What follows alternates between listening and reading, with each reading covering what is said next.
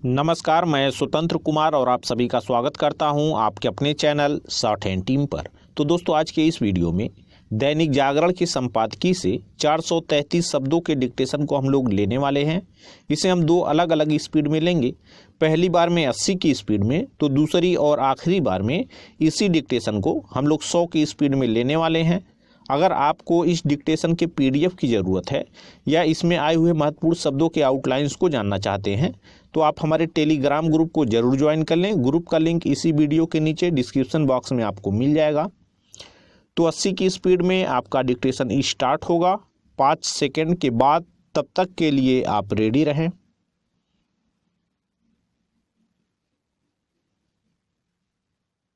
Start.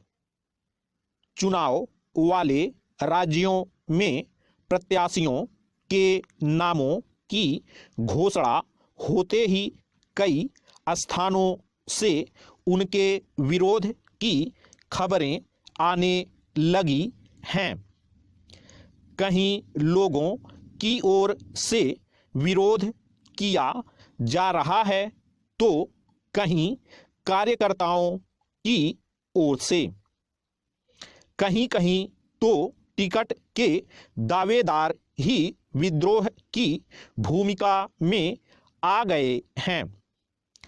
Ticket न मिलने से नाराज नेताओं के पार्टी छोड़ने की भी खबरें आने लगी हैं। कुछ मामले ऐसे भी हैं जिनमें दूसरे दल में गए नेता टिकट पाने से वंचित रह गए तो किसी अन्य दल में जाने की जुगत भिड़ा रहे हैं। कुछ नेता ऐसे भी हैं जो उम्मीदवार न बन पाने के कारण निर्दलीय प्रत्याशी के रूप में चुनाव मैदान में उतरने की ताल ठोक रहे हैं।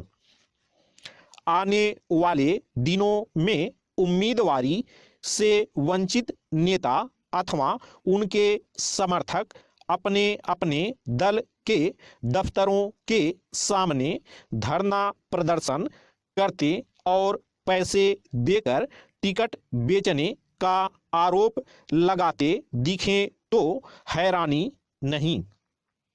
वास्तव में यह सब कोई नई बात नहीं।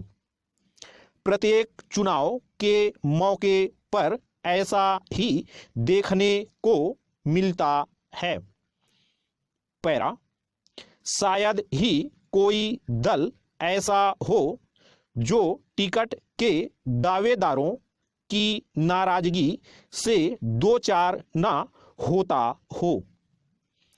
कहने को तो हर दल यह कहता है कि उसके पास प्रत्याशियों के चयन की एक तय प्रक्रिया है और वे व्यापक विचार विमर्श के बाद ही उनके नाम घोषित करते हैं, लेकिन यह सच नहीं और इसका पता इससे चलता है कि कई बार 4-6 दिन पहले दल विशेष की सदस्यता ग्रहण करने वाले गैर राजनीतिक लोग भी प्रत्याशी के रूप में कूद पड़ते हैं।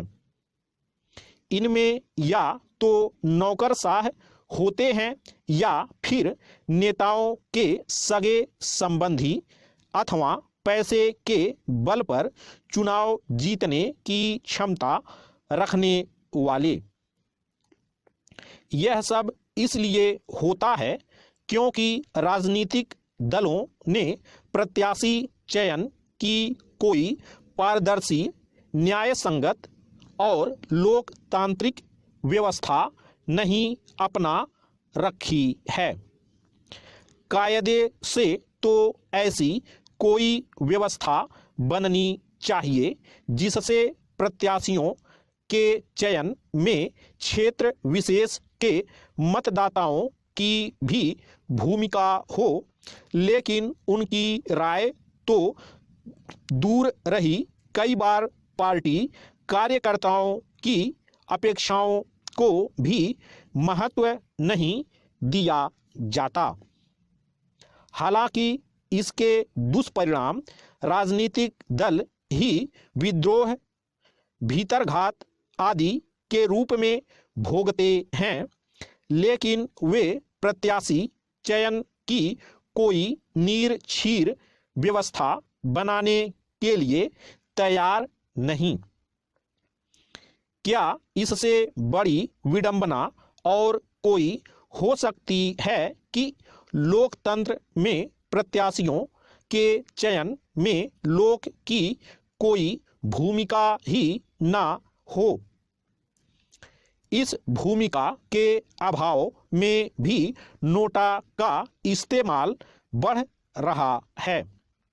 अच्छा होगा कि राजनीतिक दल यह समझें कि मनमाने तरीके से प्रत्याशियों का चयन कर उन्हें जनता पर थोपना लोकतांत्रिक मूल्यों को कमजोर करने वाला काम है। स्टॉप। दोस्तों, इसी डिक्टेशन को दूसरी बार में हम लोग 100 की स्पीड में लेंगे और आपका समय स्टार्ट होगा 5 सेकंड के बाद। तब तक के लिए आप रेडी रहें।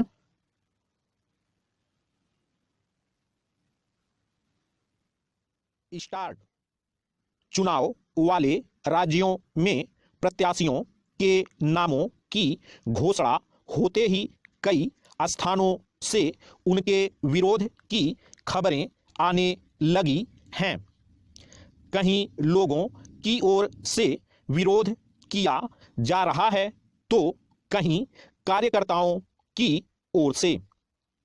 कहीं कहीं तो टिकट के दावेदार ही विद्रोह की भूमिका में आ गए हैं। टिकट न मिलने से नाराज नेताओं के पार्टी छोड़ने की भी खबरें आने लगी हैं। कुछ मामले ऐसे भी हैं जिनमें दूसरे दल में गए नेता टिकट पाने से वंचित रह गए तो किसी अन्य दल में जाने की जुगत भिड़ा रहे हैं। कुछ नेता ऐसे भी हैं जो उम्मीदवार न बन पाने के कारण निर्दलीय प्रत्याशी के रूप में चुनाव मैदान में उतरने की ताल ठोक रहे हैं। आने वाले दिनों में उम्मीदवारी से वंचित नेता अथवा उनके समर्थक अपने अपने दल के दफ्तरों के सामने धरना प्रदर्शन करते और पैसे देकर टिकट बेचने का आरोप लगाते दिखें तो हैरानी नहीं। वास्तव में यह सब कोई नई बात नहीं। प्रत्येक चुनाव के मौके पर ऐसा ही देखने को मिलता है। पैरा, शायद ही कोई दल ऐसा हो जो टिकट के दावेदारों की नाराजगी से दो चार ना होता हो। कहने को तो हर दल यह कहता है कि उसके पास प्रत्याशियों के चयन की एक तय प्रक्रिया है और वे व्यापक विचार विमर्श के बाद ही उनके नाम घोषित करते हैं, लेकिन यह सच नहीं और इसका पता इससे चलता है कि कई बार 4-6 दिन पहले दल विशेष की सदस्यता ग्रहण करने वाले गैर राजनीतिक लोग भी प्रत्याशी के रूप में कूद पड़ते हैं। इनमें या तो नौकरशाह होते हैं या फिर नेताओं के सगे संबंधी अथवा पैसे के बल पर चुनाव जीतने की क्षमता रखने वाले।